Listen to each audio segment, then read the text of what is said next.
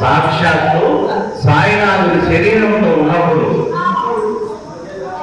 ఆయన దగ్గర ఏ మేరకు చేరి ఉంటారు, ఏ మేరకు ఎంతమంది చేరి ఉంటారు, దేనికోసం ఆయన దగ్గర చేరి ఉంటాడు, ఇవన్నీ మనము ఒకసారిగా పరిగెత్తి చూస్తే అందరూ లౌకికమైన కోరికల కోసమే వచ్చి ఉన్నా, అందరూ దాని కోసమే వచ్చి ఉంటున్నా, బాబా మాత్రం ఎంత అద్భుతంగా ఏమి అడగకున్నా, అడిగినా అడగకపోయినా వాళ్ళందరికీ ఒక్క మాటలో చెప్పాలంటే ఏం చెప్పారంటే, బాబా నా దగ్గరికి వచ్చి ఒక్కటంటే ఒకటి మేలు పొందని వాడిని ఒక్కరిని చూపి అన్నాడు బాబా.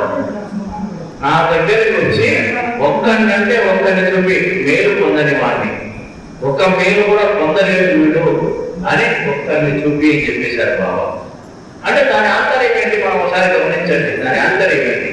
బాబా దగ్గరికి వస్తే మేలు పొంది తీరేది వేరే చేయాలని రాదు, మేలు పొంది తీరవలసిందే, వేరే ఆలోచనే లేదు. కానీ మేలు ఎలా పొందుతాము అనే దానికి చిన్న ఉదాహరణ. చిన్న బిడ్డ ఉంది, చిన్న బిడ్డ, ఆ బిడ్డ కోసం పాలు కాంచాలి. మన ఇంట్లో పాలు కాంచుతాం. పాలు కాంచిన తర్వాత అమ్మ నా కోసమే కాంచిందని చెప్పి ఇంటి దగ్గర పోయి పట్టుకుంటుంది అనుకో, ఏమవుతుంది? కాలుతుందా? కాలుతుంది కదా.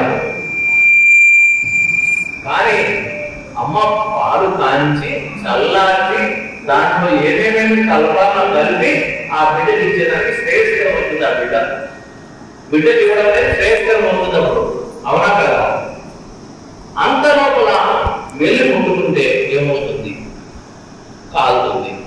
బాబా దగ్గర కూడా అంతే.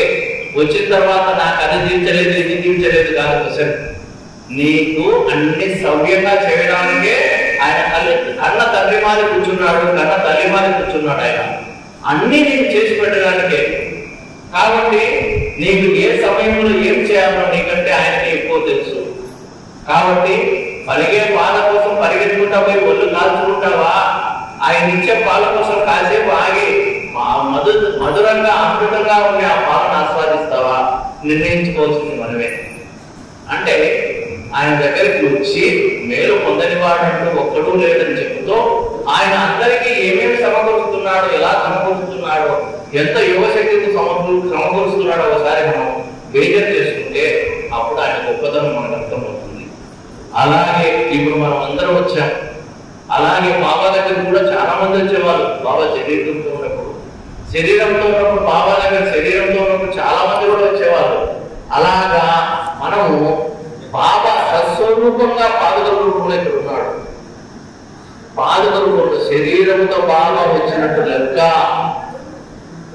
ఆ పాదుకలు అంటే బాబా శరీరంతో వచ్చినట్టు లెక్క. అలాంటి ఆయన దగ్గర మనం ఎలా మెలగాలి, ఏ రకంగా మెలగాలి?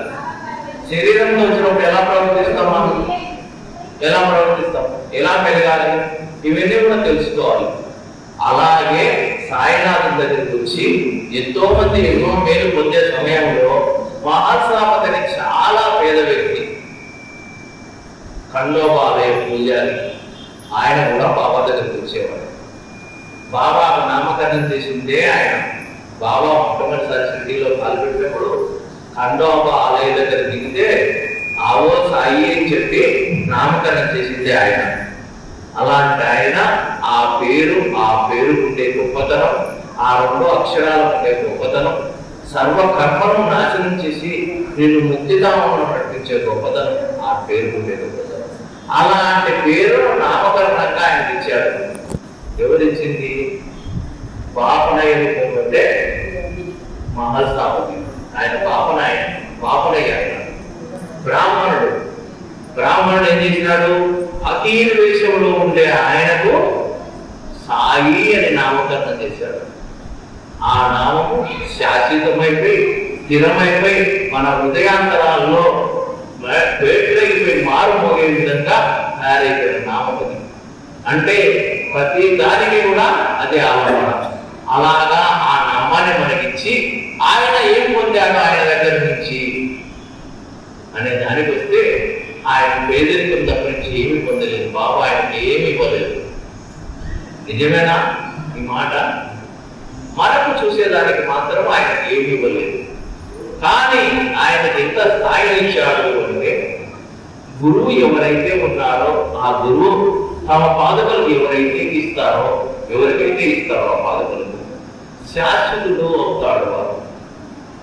గురువు ఉన్నాడు, ఆ గురువు తీసి తన పాదకులు ఆయన ఇచ్చాడు అనుకోండి, ఆయన శాశ్వతుడు. అంటే ఇంకా వేరే అవకాశం లేదు. అంటే ఇప్పుడు ఏమైపోయింది, గురు స్థానం దాదాపుగా ఖరారైపోయింది. గురు స్థానం దాదాపుగా ఖరారైపోయినట్టు.